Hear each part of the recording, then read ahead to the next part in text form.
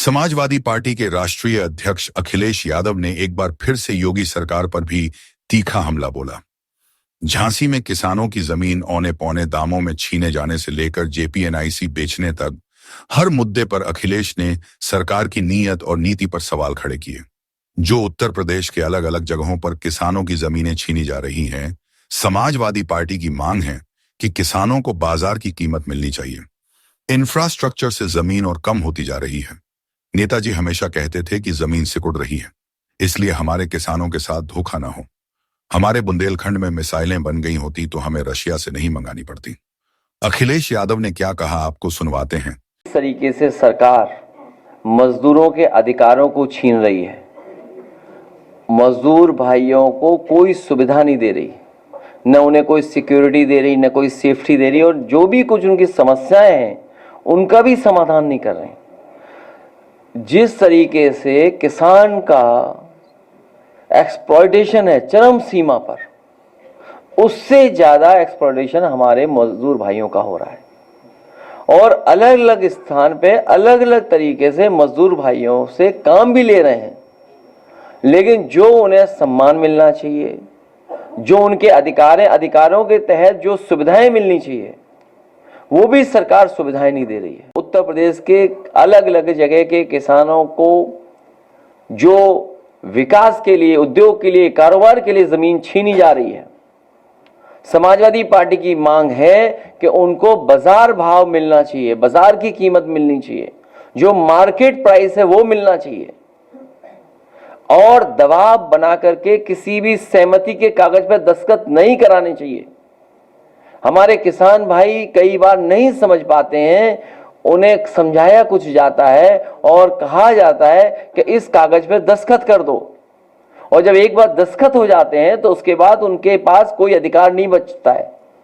जब land acquisition act है और हम और आप सब ये मानते हैं कि हमें किसानों के साथ खड़े रहना है, किसानों को लाभ पहुंचाना है, तो सर्किल रेट बढ़ा करके जो 4 गुना मुआवजा है या मार्केट वैल्यू है, मार्केट वैल्यू के हिसाब से उनको मिलना चाहिए।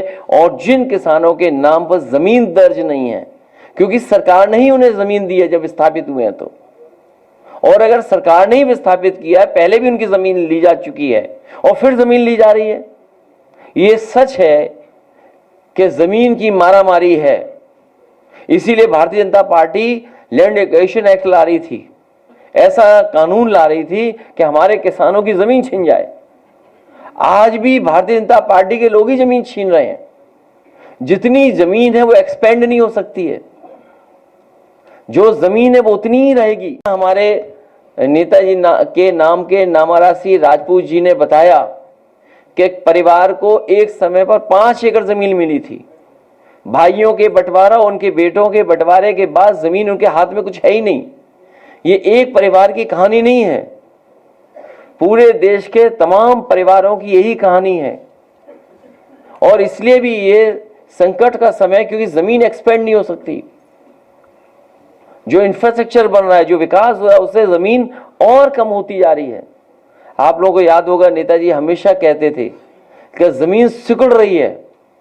जितनी सड़कें बनेंगी, जितना इंफ्रास्ट्रक्चर काम होगा, हमारी जमीनें उतनी कम हो जाएंगी।